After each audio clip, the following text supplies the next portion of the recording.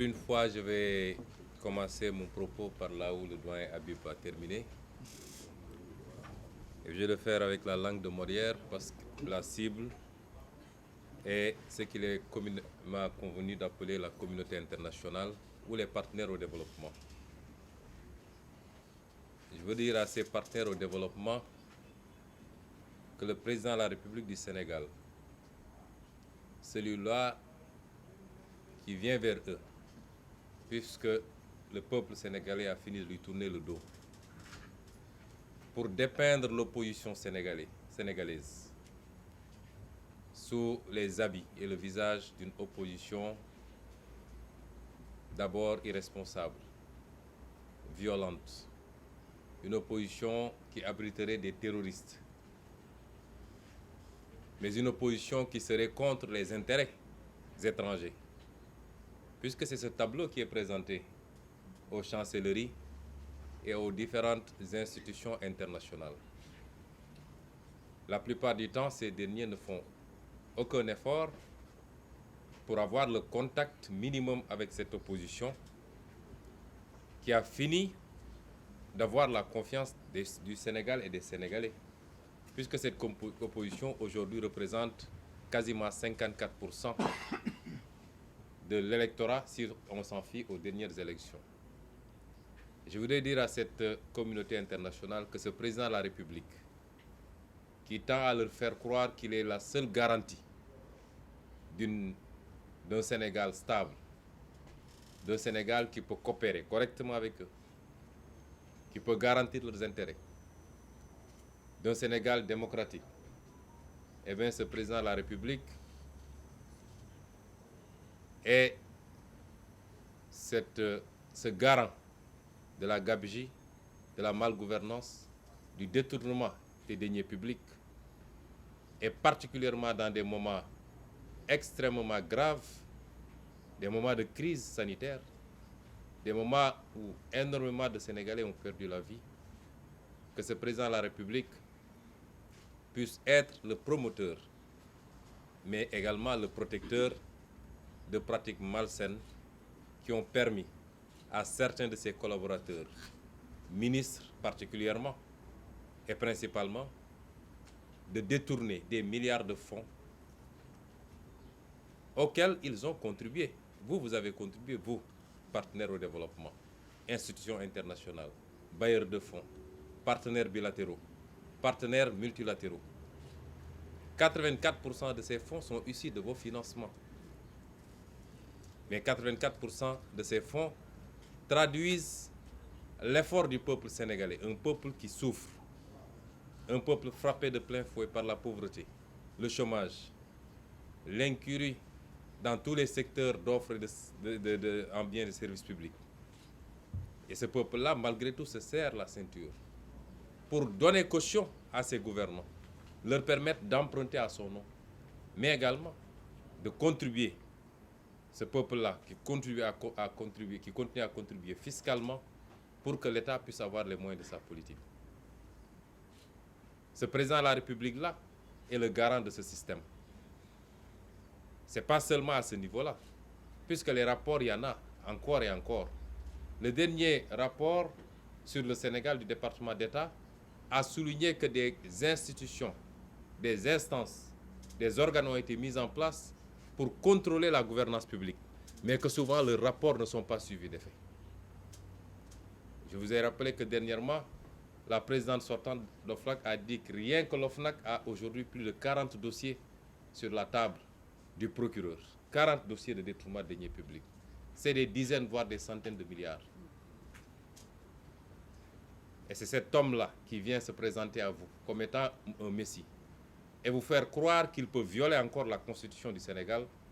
pour se prévaloir d'une troisième candidature. Parce qu'il serait le seul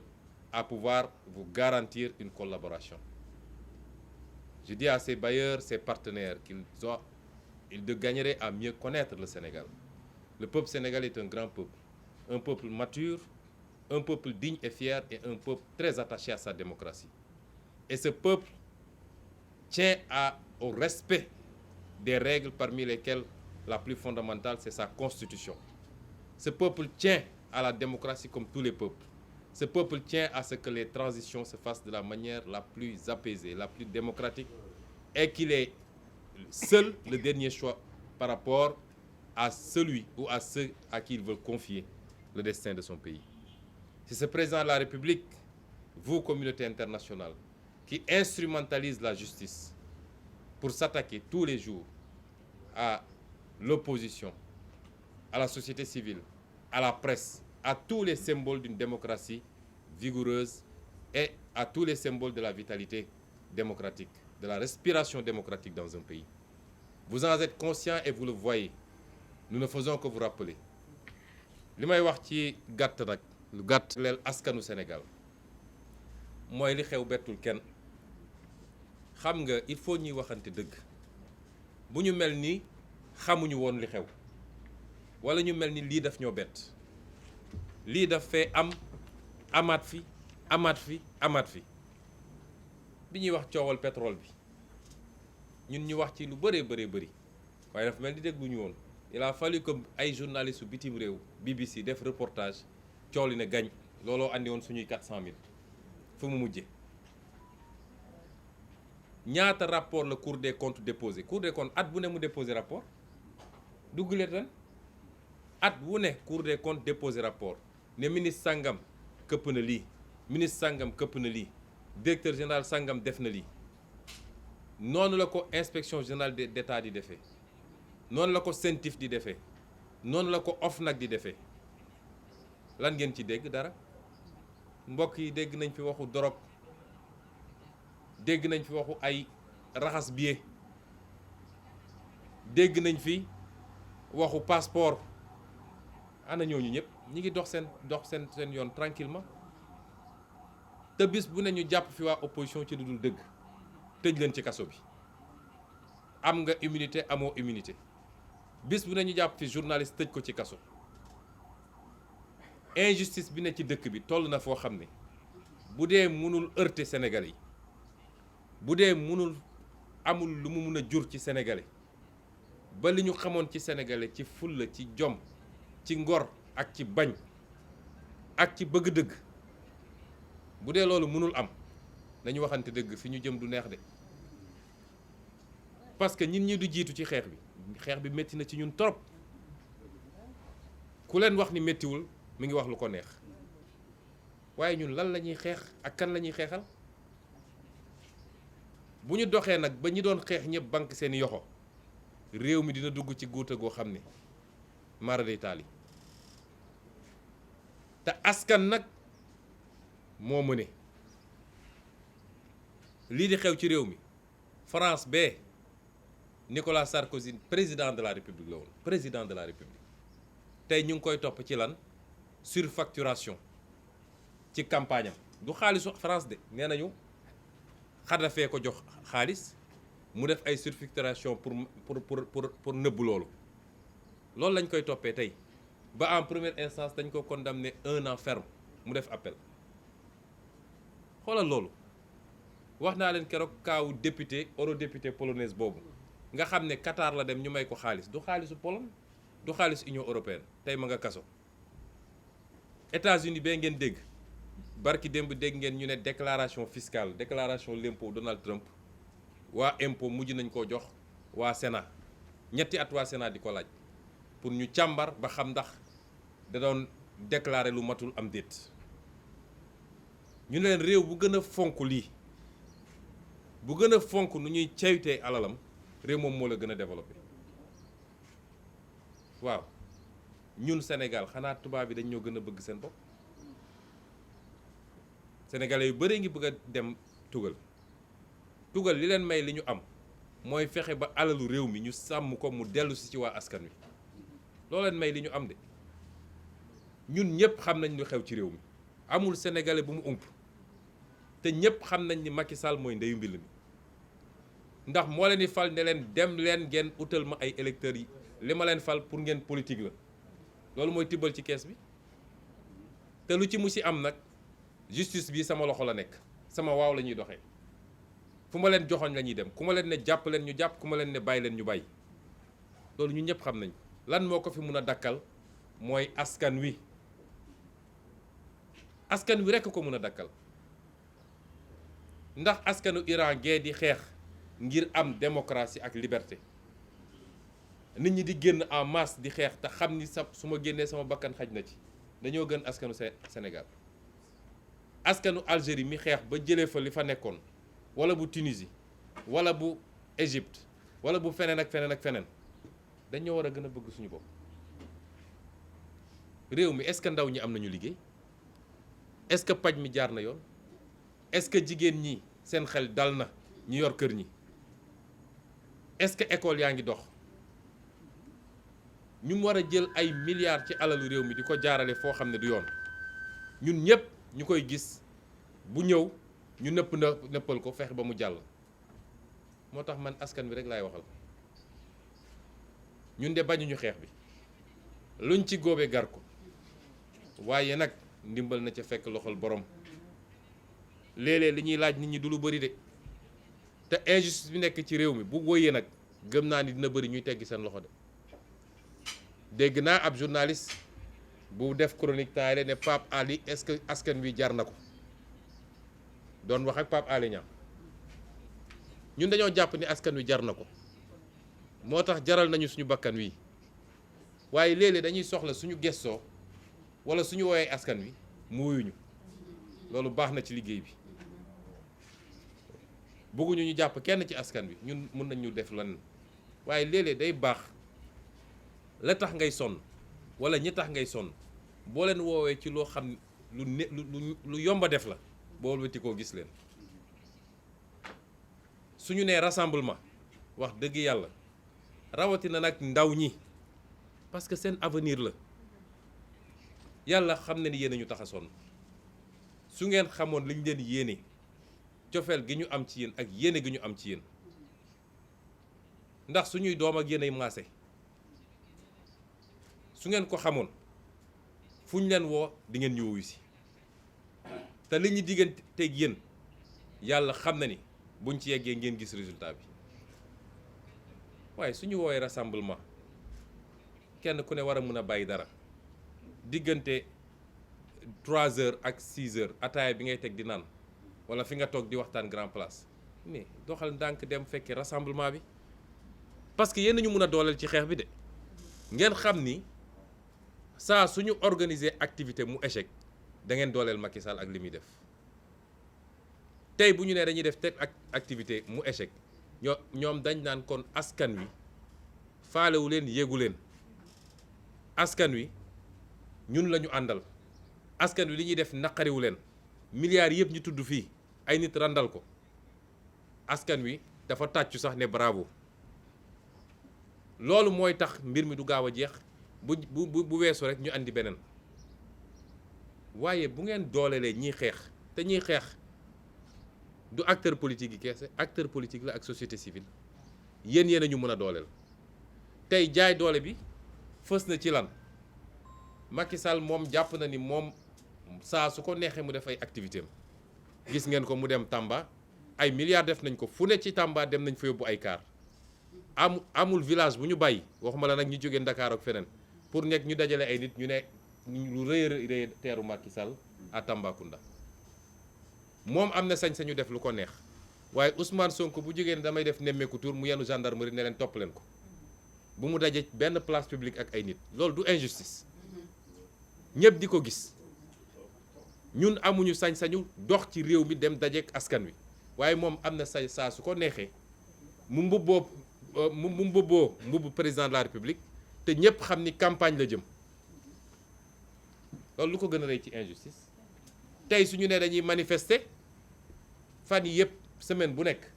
Fuuta Kaolack feneen ak feneen ay nit dajale lañ fa rassemblement yu mag a mag a mag ne 3e candidature la ñu dajale waaye ñun suñu nee ña nga dajale ñi ngi dem place de l'Obélisque préfet ne tere nañ leen ko loolu ba kañ ñu war koo nangu rek di seetaan soo waxee ñu ne ñii dañoo bëri fitna mu am ci réew mi ñoo xam ne nee nañu ñoom ñoo gën a xam ñëpp ñoo gën a màcc ñëpp ñoo gën a intelligent ñëpp jàng nañ téere yëpp lu xew nag ñu ne dañuy joxe leçon te doo leen mus a gis ci xeex nag ñun respecté nañ ku nekk waaye nañ ñu respecté de nañ ñu respecté ndax la ñuy xeex askan bi moo tax ñu jóg di ko xeex. def concert de casserole ñu naan 31 décembre république foog ngeen ni ñiy luubal alal réew mi xam nañ ñuy république